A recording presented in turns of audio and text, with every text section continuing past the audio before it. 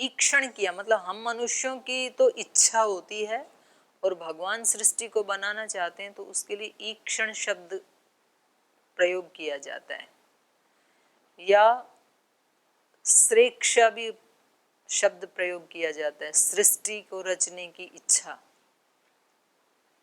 ईक्षण शब्द का भी प्रयोग किया जाता है। तो उन्होंने पहले तो ऐसे सोचा, एको हम बहु श्याम, अकेला ही हूं मैं, तो क्यों ना मैं अपने विविध रूप बना लूं अकेले से, ऐसा पहले ये संकल्प आया, ईश्वर को ईक्षण किया, और फिर उन्होंने उसको, क्योंकि वो तो सर्वशक्तिमान है, तो उन्होंने रच डाला फिर। और मनुष्य में भी पहले कोई संकल्प आता है, आपके मन में संकल्प आया, बड़े जीवन हमने जी लिए, भोगों के लिए, इंद्रियों के, विषयों के, सुखों के लिए कई जन्म बिता दिए, तो ये वाला जन्म भगवान की राह के ऊपर लगा के देखते हैं। ऐसे एक संकल्प मन में आया, फिर वो संकल्प आपका विचार बन गया, फिर वो विचार आपने कुछ अपने घर वालों के सामने, मित्रों के सामने अभिव्यक्त किया कि हमें ये करना है, उसके बाद आप यहाँ पहुंच गए। तो हमारे संकल्प से हमारी सृष्टि होती है, ये बाहर की सृष्टि भगवान के संकल्प से होती है, और हमारे जीवन की सृष्टि हमारे संकल्प से होती है। तो हमें जो बनना है उसके लिए पहले क्या लिया जाता है? संकल्प। अब आप वहां से यहाँ तो आ गए, अब आपको दूसरा संकल्प लेना पड़ेगा यहाँ आकर के, क्योंकि एक सृष्टि, एक मंजिल अब खत्म हो गई। घर से यहाँ आ गए तो एक पहाड़ पे चढ़ते हैं ना, जैसे हिमालय पे, तो उसमें भी कई सारी पहाड़ियां हैं ना, एक के ऊपर आप चढ़ जाएंगे, फिर आपको पता लगेगा इससे ऊपर और है, इससे ऊपर और है, तो तपोवन और कैलाश पर्वत की जो चोटी है, वहां उस चोटी पे मान लो आपको पहुंचना है, गंतव्य वो है कैलाश पर्वत या माउंट एवरेस्ट, तो उससे पहले तो कई सारी चोटियां हैं, उनको पहले चढ़ना पड़ेगा।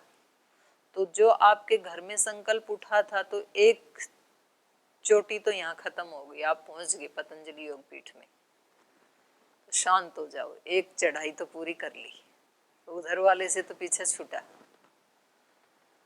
वहां जो नीचे की जमीन के जो दोष थे, जो मच्छर मक्खी थे, तो मैं माफी चाहती हूँ, मैं किसी को मच्छर मक्खी नहीं कह रही हूँ, मतलब समझाने के लिए शब्द प्रयोग करना पड़ रहा है।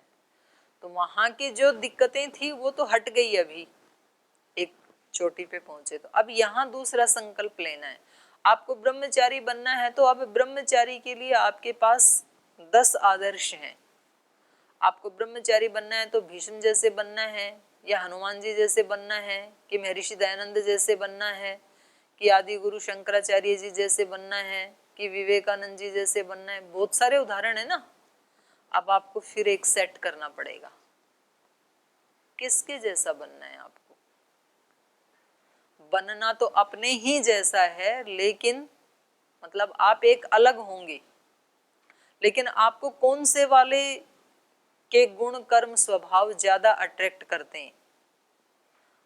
आप हनुमान जी जैसे बनेंगे तो भी हनुमान जी जैसे तो बन सकते हैं, हनुमान जी नहीं बन सकते कभी भी। हनुमान जी तो एक ही थे, बस सारी सृष्टि में एक ही रहेंगे, दूसरा नहीं होगा कभी हनुमान। हनुमान जी की आत्मा खुद भी दोबारा आएगी ना, तो कुछ नया ही बनेगा, फिर हनुमान जी नहीं बनेगा। तो आप बनेंगे अपने ही जैसे बनेंगे, आपकी भी एक अलग आइडेंटिटी है। पूरे के पूरे विश्व में आप जैसा कोई दूसरा बनाया नहीं भगवान ने, अद्वितीय हैं आप ही हैं।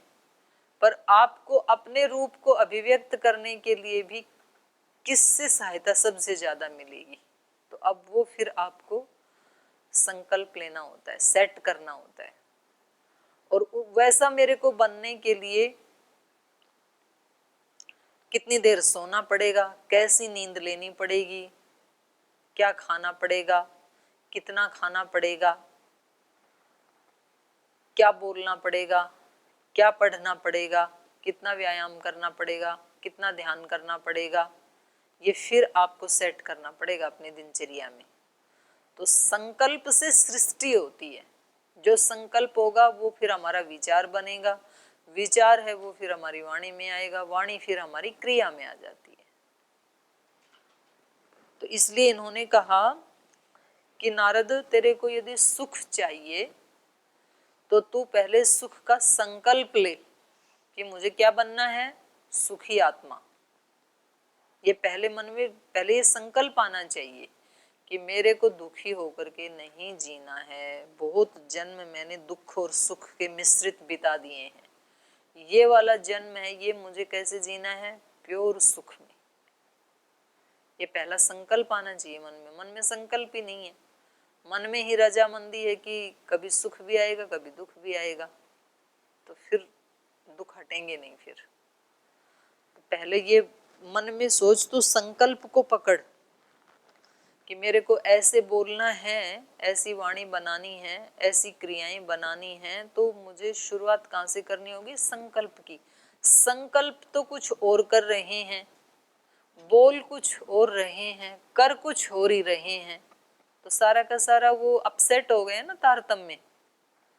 जो आपको करना है ना वैसा ही आप विचार करो। आपको पढ़ाई करनी है, आपको शास्त्र पढ़ना है, ऋषियों की वाणी को आपको पढ़ना है, तो पहले विचार भी कैसा होना चाहिए, ऋषि कोटि का मन। ऐसा नहीं चलेगा कि मन तो मतलब एक सामान्य सा लेके बैठे हैं और क्रिया कर रहे हैं ऋषि कोटि की, तो फिर बात नहीं बनेगी, फिर दोनों का तारतम्य बना ही नहीं ना। तो इसलिए ऋषियों वाली पढ़ाई, ऋषियों की वाणी सुनने के लिए, ऋषियों की वाणी पढ़ने के लिए कम से कम उतनी देर के लिए तो जरूर ऋषि चेतना में प्रतिष्ठित होना ही पड़ेगा। आपका मन अभी विचलित हो रहा हो, आपके मन में कोई और विचार चल रहा हो, आपके मन में कोई खाने का पीने का, किसी से झगड़ा किया था, किसी से द्वेष किया था, वो विचार चल रहा हो, और पढ़ रहे हैं उपनिषद, तो दोनों में कोई तालमेल है क्या फिर? तो इस वाली क्रिया का कोई लाभ दिखाई देगा जीवन में? नहीं दिखाई देगा, कोई रिजल्ट नहीं आएगा। तो इसलिए इन्होंने कहा क्रिया के साथ वही विचार, उसको पकड़ो, विचार को, मन को, और मन में भी फिर संकल्प। आपका संकल्प क्या है?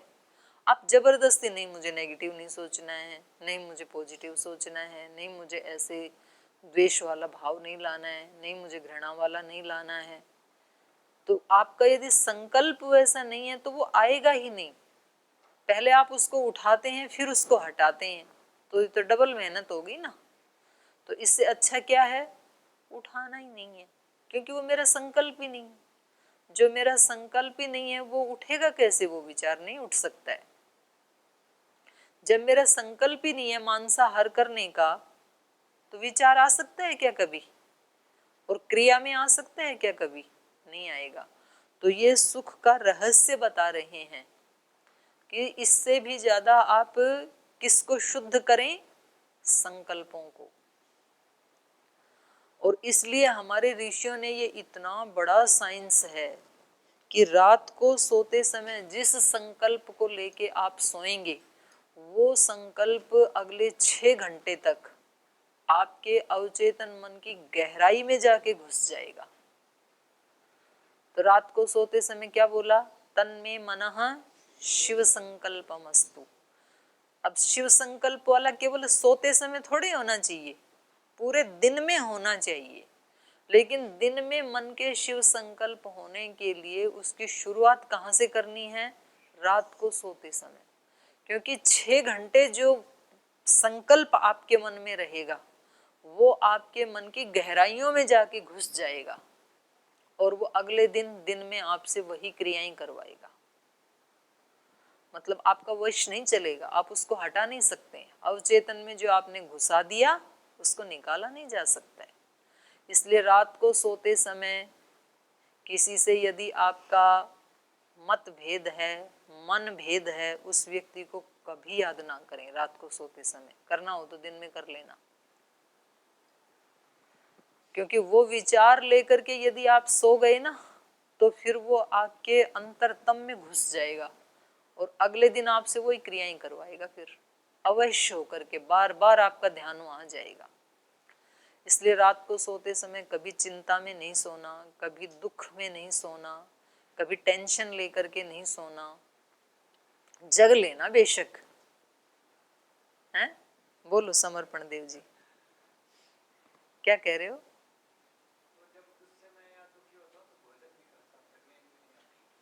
हाँ, तो जब गुस्सा आता है, दुखी होते हैं तो बोल सोते ही नहीं है, फिर खाना नहीं खाते हैं, खाना नहीं खाएंगे तो नींद कैसे आएगी? तो उसको कोई भी समाधान दे करके सोना, सोते समय उस विचार को, उसके ऊपर आप चिंतन करो कि मैं दुखी हो रहा हूँ, क्यों हो रहा हूँ, क्या चाहता हूँ मैं। पता लगेगा कि मैं ये चाहता हूँ कि ये सारे लोग ठीक ठाक रहें, ये उल्टा पलटा करते हैं तो ये नहीं मेरे को जमता है। मतलब गुरुकुल में रहते हैं, महर्षि दयानंद के शिष्य हैं और ऋषि परंपरा के अनुयायी हैं, और मतलब जब फेसबुक पे कोई पोस्ट डालते हैं तो अंग्रेजी में लिख देते हैं, ये कोई बात हुई? मतलब इतने से विचार ने परेशान कर दिया। एक दिन एक बार समर्पण देव जी ने मेरे को लिखा एक मैसेज, बोले जी हिंदी में डाला करो आप पोस्ट। अच्छा, वो मेरा वो मोबाइल था, उसमें वो पहले दूसरे एक मोबाइल था तो उसमें हिंदी वाला वो था नहीं, ऑप्शन था नहीं। तो मैंने कहा भाई साहब ध्यान रखेंगे आगे लेकिन अब उसकी नींद खराब करने के लिए तो इतना ही विचार पर्याप्त है। बताओ, ये अंग्रेजी में लिख देते हैं। तो उस समय हमें बैठ के सोचना है कि मेरा मन किस लिए परेशान है। दूसरे ने अपनी पोस्ट अंग्रेजी में डाल दी, हेडिंग अंग्रेजी में लिख दी, इसलिए। तो इससे मेरे को क्या है, मेरी कामना ये है कि जो इस मार्ग पे चलने वाले हैं वो तो कम से कम संस्कृत भाषा का या आर्य भाषा का प्रयोग करें। तो ये मेरी क्या है, अपेक्षा, कामना। उन लोगों को करना ही चाहिए संस्कृत या हिंदी भाषा का, लेकिन अगर वो नहीं करें तो मेरे को थोड़ी ना अपनी आत्महत्या करनी है। तो कह दें हम सहज भाव से उनको, उसके आगे ठीक है भाई, ये सृष्टि तो जितनी आत्माएं हैं उनके ढंग से उतनी प्रकार से चलेगी। मेरे अकेले के अनुसार थोड़ी ना चलती है सृष्टि। मेरे अनुसार तो बात छोड़ो, ये तो जिसने बनाई उसके अनुसार भी नहीं चलती है। जिस परमात्मा ने सृष्टि बनाई उसके अनुसार भी हम नहीं चलने देते, इतने महान हैं हम। बोले चलाओ, आप कैसे चलाओगे?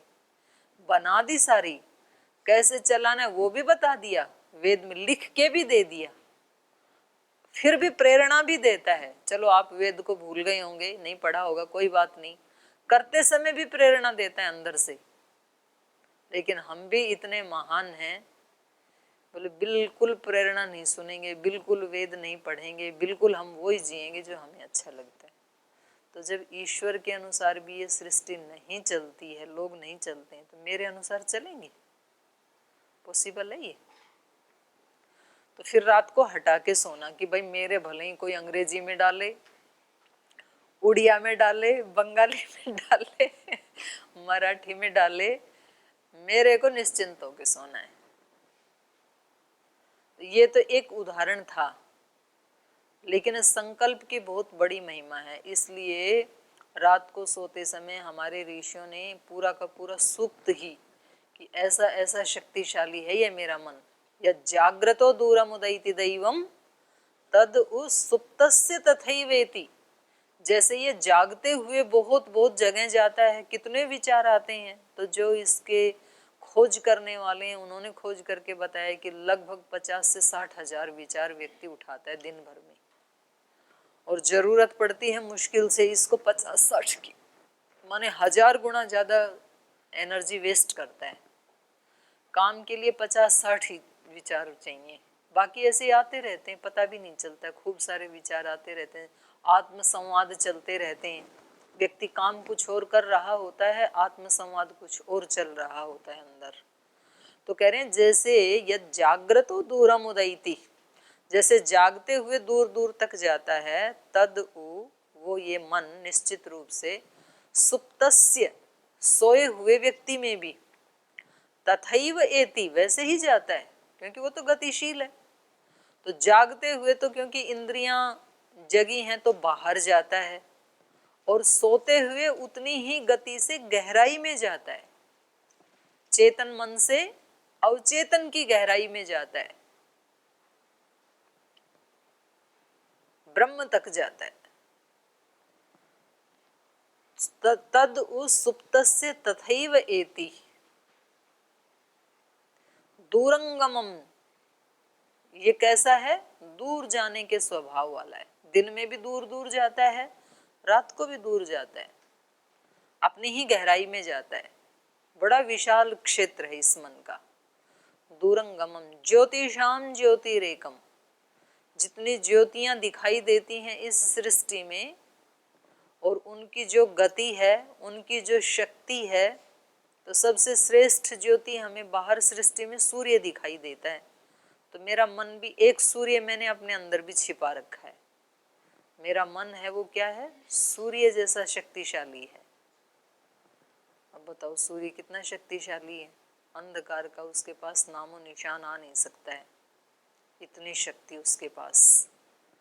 तो मेरे मन में भी कितनी शक्ति है कि दुख मेरे पास फटक नहीं सकता, इतनी शक्ति है मेरे पास। पर वो मेरे को प्रयोग करना नहीं आ रहा है।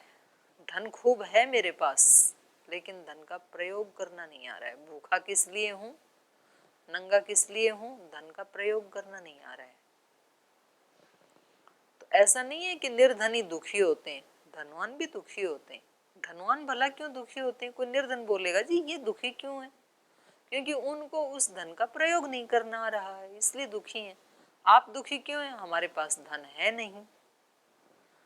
तो मन से हीन कोई भी नहीं है, मन सबके पास है, लेकिन उस मन से कुछ तो इतने सुखी हो जाते हैं कि वो जमाने को सुखी कर देते हैं, और उसी मन से कुछ इतने दुखी हो जाते हैं क्यों कहते हैं सृष्टि में हमारे जैसा दुखी कोई आत्मा है ही नहीं।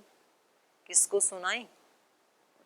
सुनाई दुख की किसे कहानी, हमें तो अपने सता रहे हैं। वो किसी ने वो बनाया था ना 4 जून में।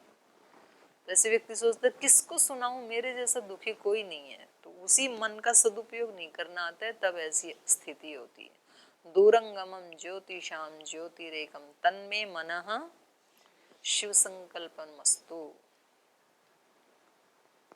येन कर्माण्य मनीषिणो, ये न जिस मन से, ये न मनसा जिस मन के द्वारा, मनीषिण मनस्वी लोग, विद्वान लोग, योगी लोग, कर्माणि कर्मों को करते हैं, ये न कर्माण्य मनीषिणो यज्ञे कृणवन्ति विदथेषु धीराः।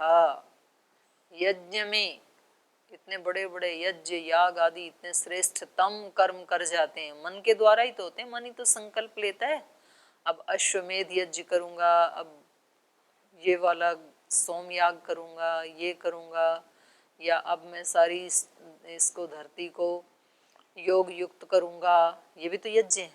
सबको आयुर्वेद से युक्त करेंगे, ये भी तो यज्ञ है। सबको हम सुखी संपन्न बनाएंगे, तो ये सारा क्या है? मन के ही तो संकल्प हैं। तो जिससे इतने बड़े बड़े यस्मान न ऋते किंचन कर्म क्रियते, यस्मान ऋते किंचन कर्म न क्रियते, जिसके बिना कोई भी कर्म नहीं किया जा सकता है। मन के बिना तो कोई भी कर्म नहीं किया जा सकता है। जितने भी कर्म करते हैं वो किससे करते हैं? मन के सहयोग से करते हैं। तो कितनी बड़ी शक्ति है मन हमारे पास, देखो। तो उससे बड़े काम होते हैं, छोटे से छोटे काम होते हैं, ऊंचे से ऊंचे काम होते हैं, निकृष्ट से निकृष्ट काम होते हैं, घृणित से घृणित काम होते हैं। सुखी से मतलब परम सुख को प्राप्त करवा देता है, परम दुख को प्राप्त करवा देता है, किसी को जन्म मरण के बंधनों से मुक्त करवा देता है, किसी को ऐसे घोर पाप करवा करके घोर नरक में डलवा देता है। तो ये सारा किसका खेल है? मन का। तो इसके लिए हम प्रार्थना करके सोते हैं, तन्मे मन शिव संकल्पमस्तु। तो ऐसे बहुत सजगता पूर्वक इन मंत्रों का जाप करके सोना चाहिए। और जो लोग मंत्र पाठ नहीं जानते हैं, आप तो गुरुकुल में आए, आपको मंत्र याद हो गए, तो वो वैसे ही अपनी ही भाषा में बस यही सोच करके सोएं कि रात को मेरा मन परम पवित्रता से युक्त हो, मतलब जो जो अपने जीवन में चाहते हैं ना वो सब बातें, मेरा मन परम शांति से परम प्रीति से युक्त होकर के रहे पूरी रात, और परम निर्वैर निर्द्वंद्व निर्भय प्रशांत, जो जो आप चाहते हैं अपने मन से, परम शक्तिशाली पूरा बल से भरा हुआ, ऐसा ऐसा मेरा मन होवे। तो ऐसे जब सोचते सोचते सोएंगे ना तो वो संकल्प फिर अवचेतन में घुस जाते हैं, तो अगले दिन की जो क्रियाएं होंगी ना वो उन विचारों और उन भावों से युक्त होंगी फिर। तो इसलिए रात्रि दिन की तैयारी है, दिन को अच्छा बनाने की तैयारी रात में करनी पड़ती है। बहुत सुंदर व्यवस्था भगवान ने बनाई हमारे लिए। देखो कितनी बड़ी पृथ्वी का डिजाइन किया होगा, कैसे उसको गति दी होगी, वो अपनी धुरी पे घूम रही है, कैसे सूर्य अपने धुरी पे घूम रहा है, फिर कैसा डिजाइन किया कि एक भाग ऐसे सूर्य के सामने आएगा, इतनी गति से ये घूमेगी, तो उसके बाद रात्रि हो जाएगी, उसके बाद उधर दिन हो जाएगा, जब उधर दिन होगा तो इधर रात्रि हो जाएगी। तो उस रात्रि में ये सब जो मनुष्य हैं प्राणी हैं ये अपने दिन की तैयारी करेंगे, तो इनके दिन जो हैं वो उत्कृष्ट होते चले जाएंगे, फिर वो अच्छे अच्छे शुभ कर्म दिन में करते करते मेरे को प्राप्त हो जाएंगे। तो कितनी कृपा की है भगवान ने हमारे ऊपर, हमें पता ही नहीं है भगवान ने हमारे लिए क्या किया, हमें पता ही नहीं माता पिता ने हमारे लिए क्या किया, कितने कष्ट से, हमें पता ही नहीं कि गुरुजनों ने हमें इस हॉल में बिठाने के लिए कहाँ कहाँ के पापड़ बेले, क्या क्या कष्ट उठाए, कभी ध्यान ही नहीं जाता है हमारा। तो इसलिए इन्होंने कहा कि नारद सुखी होना है तो अपने संकल्पों को कैसा बनाओ, पवित्र बनाओ, ऊंचे संकल्प बनाओ, दिव्य संकल्प बनाओ। संकल्प छोटे नहीं होने चाहिए, संकल्प छोटे हैं तो विचार भी छोटे होंगे, विचार छोटे हैं तो शब्द भी छोटे होंगे, और शब्द ही छोटे हैं तो क्रियाएं भी छोटी होंगी, क्रियाएं छोटी हैं तो सुख नहीं पाओगे फिर। तो सुख का रहस्य बता रहे हैं ना हमें। तो जो इसने पूछा था ब्रह्मचारिणी ने, प्रीता ने, कि जी कौन सा है सुख, कौन सा है, तात्कालिक रूप से तो कभी कभी ये चीजें सुखदायी लगती हैं लेकिन कालांतर में वो दुखदायी हो जाती, होगा ही ऐसे, क्योंकि विषयों को हमने सुख मान लिया तो वो तो कालांतर में दुखदायी होंगे ही। परिणाम ताप संस्कार दुख गुण वृत्ति विरोधाच दुखमेव सर्वम विवेकिन, विषयों का सुख तो सारा का सारा विवेकी के लिए दुख ही है। तो उसका रहस्य बता रहे हैं कि आप दिन में यदि ऐसे ऐसे कर्म करेंगे तो सुखी हो जाएंगे, लेकिन दिन में ऐसे ऐसे कर्म करने के लिए, मतलब नाम तक आने के लिए, देखो इधर से इधर लेके जा रहे हैं, इधर से इधर ला रहे हैं।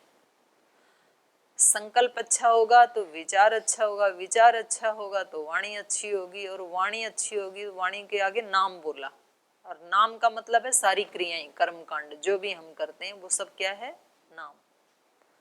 नाम लेके उच्चारण करके ही तो कोई भी क्रिया शुरू की जाती है ना, कि चलो जी अब वहां चलते हैं, श्रद्धालय में चलते हैं, अब योग भवन में चलते हैं, तो ऐसे नाम उच्चारण करके ही तो कोई कर्म की शुरुआत होती है। अब यज्ञ करते हैं, अब भोजन करते हैं, तो वहां कर्म तक आने के लिए, और वो कर्म फिर हमारा भाग्य बन जाता है, और वो ही फिर हमें सुख दुख दिलवाता है।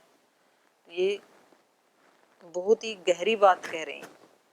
तो रात्रि हमारे अच्छे दिन की तैयारी है, इसलिए गीता में भी कहा या निशा सर्वभूतानाम तस्याम जागृति संयमी, जो सब लोगों के लिए तो निशा है, पढ़ के सो गए बस खत्म सारा काम। तो दूसरे योगियों ने भी बताया कि आप जब रात को बिस्तर पे जाते हैं ना तो तुरंत जाके ऐसे पढ़ ना जाएं। हाँ बोले जी पीछा छूटा, आज का दिन तो हुआ खत्म, पूरे दिन सुबह 4 बजे से लेकर के एक के बाद दूसरा नियम, दूसरे के बाद तीसरा नियम, अब व्यायाम में जाओ, अब यज्ञ में जाओ, अब क्लास में जाओ, पूरा हमारा चक्री बना रखी है। आज का तो हुई छुट्टी, सो आज। ऐसे घर में भी होता है, खाना बनाओ, बर्तन साफ करो, कपड़े साफ करो, ऑफिस जाओ, दुकान पे जाओ, छुट्टी हुई, आराम से व्यक्ति सोता है। तो कह रहे हैं कि नहीं, ये मतलब 6 घंटे का, 6 घंटे का जो आपका जीवन है वो भी तो जीवन का एक पार्ट है ना, सो रहे हैं वो भी तो इसको ऐसे ही नहीं, गफलत में ऐसे नहीं खोना। 6 घंटे हैं आखिर मेरे जीवन के भाई, तो वो 6 घंटे भी कैसे होने चाहिए? श्रेष्ठतम, श्रेष्ठतमाय कर्मण। नींद भी कैसी होनी चाहिए? श्रेष्ठतम, सात्विक। तो इसलिए सोने से पहले सोने की तैयारी करना कि नींद कैसी चाहिए। जब मैं सारी इंद्रियां सो जाएंगी तो मन की क्या स्थिति रहेगी, क्योंकि मन भी गहराई में जाने वाला है। अवचेतन मन तक ये सारी सूचनाएं जाने वाली हैं जो 6 घंटे की तैयारी है। तो कैसी स्थिति रहे मन की, जो अंतिम विचार होगा जिसको लेते लेते जो हमारा चेतन मन है ये नींद अवस्था में, निद्रा अवस्था में, सुषुप्ति में कहाँ प्रवेश कर जाता है? अवचेतन में। तो अवचेतन में जाते समय जो अंतिम विचार होगा वो उस अवचेतन का पार्ट बन जाता है। अवचेतन को हम चेंज नहीं कर सकते, चेतन को चेंज कर सकते हैं। अवचेतन के ऊपर हमारा जोर नहीं है, बल्कि जो भगवान को नहीं मानते हैं वो माइंड की इस स्थिति को तो मानते हैं, सबकॉन्शियस माइंड। तो कह रहे हैं कि ये हमारा सबकॉन्शियस माइंड ही ब्रह्म है, इसके अनुसार ही सब कुछ चलेगा। और ये सच है, सबकॉन्शियस माइंड में जो आ गया, अवचेतन मन में जो आ गया उसको कोई टाल नहीं सकता है। तो ये इन्होंने संकल्प के बारे में बताया। आप क्या पूछ रहे हैं? माइक कहाँ है?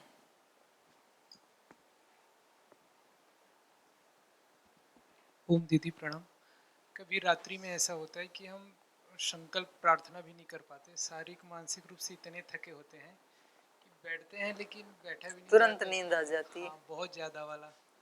हमेशा नहीं होता लेकिन कभी कभी लगातार भी ऐसे हो जाते हैं, तो उस स्थिति में कैसे करेंगे? तो थोड़ा सा तो प्रयास करना पड़ेगा, कम से कम 1 मिनट तो। सोते समय कोई तो विचार होता ही है मन में, जाते समय जैसे ही आप बेड पे गए तो कम से कम 1 क्षण तो लगेगा। तो वो उस क्षण में क्या विचार लेके सो रहे हो उसके लिए जागरूक रहना। तो अंतिम विचार और सुबह उठ के पहला विचार, कम से कम 2 विचारों को भी यदि हमने प्रयास पूर्वक पकड़ लिया तो एक जीवन में परिवर्तन आएगा। फिर आता ही है। पहला विचार क्या था? सबसे पहला उसके ऊपर जागरूक रहना। उस मतलब प्रयास पूर्वक एक जो पहला विचार है वो ऐसा उठाना। आप भगवान को धन्यवाद ही दे देना, बहुत लोग सोए थे उठे ही नहीं, आप तो उठ गए। तो एक दिन एक चांस मिल गया ना हमें। कहते हैं कि जब व्यक्ति मरने लगता है ना तो उसको लगता है कि ये भगवान थोड़ा सा चांस और दे देते तो मैं ऐसे करता, मुझे तो पता ही नहीं था कि मैं भी मरूंगा, मैंने तो सोचा दूसरे दूसरे ही मरते हैं, आज पता लगा कि ये तो मेरे को भी मरना पड़ा, तो मृत्यु साथ ही थी। तो एक दिन और मिल जाता तो फिर मैं ऐसे जीता। जिनके रोग में कुछ अंग भंग हो जाते हैं ना उनको फिर समझ में आती है कि जिनके हार्ट पूरे ब्लॉकेज हो गए उसको समझ में आता है कि हार्ट को ठीक करने के लिए ऐसे ऐसे आहार खाने चाहिए थे, ये प्राणायाम करने चाहिए थे, तब समझ में आता है, तब चांस होता नहीं है। तो हमें शुक्रिया करना चाहिए सुबह उठ करके कि मेरे को एक दिन तो मिल गया ना, तो आज वाले दिन को कैसे सजाना है मुझे, कैसे दूसरों के साथ व्यवहार करना है, कैसे भाव से क्रियाओं को करना है, किस स्थिति में रह करके अपने सारे कर्मों को ही भक्ति पूजा यज्ञ बनाना है। तो ऐसे तो व्यक्ति जागरूक हो जाए, एक विचार पहले वाला सुबह सुबह वाला, तो फिर उससे कनेक्टेड आने लग जाते हैं, ऑटोमेटिक एक चेंज शुरू हो जाती है। जिस प्रकार का पहला विचार होता है ना तो उसके साथ साथ फिर दूसरे आते चले जाते हैं, और फिर जहाँ कहीं वो ब्रेक हुआ तो वो फिर दूसरी क्रिया करने लगे, तब फिर भगवान का स्मरण कर लिया, तो फिर वो तारतम्य बना रहता है। तो ये ऋषियों की हमारे ऊपर कृपा है, ये हमें बता रहे हैं कि हमें वाणी से भी बढ़ करके मन की उपासना करनी है, और मन से भी गहराई में फिर संकल्प, संकल्प उससे भी बड़ा है, तो संकल्प को ही ब्रह्म मान करके उसकी उपासना करनी है सुख के लिए। और संकल्प से भी बड़ा क्या है ये हम कल वाली कक्षा में इसकी चर्चा करेंगे। आज यही पाठ को विराम देते हैं।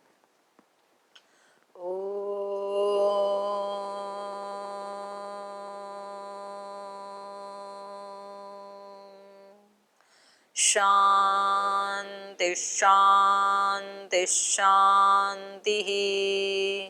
श्री गुरुभ्यो नमः।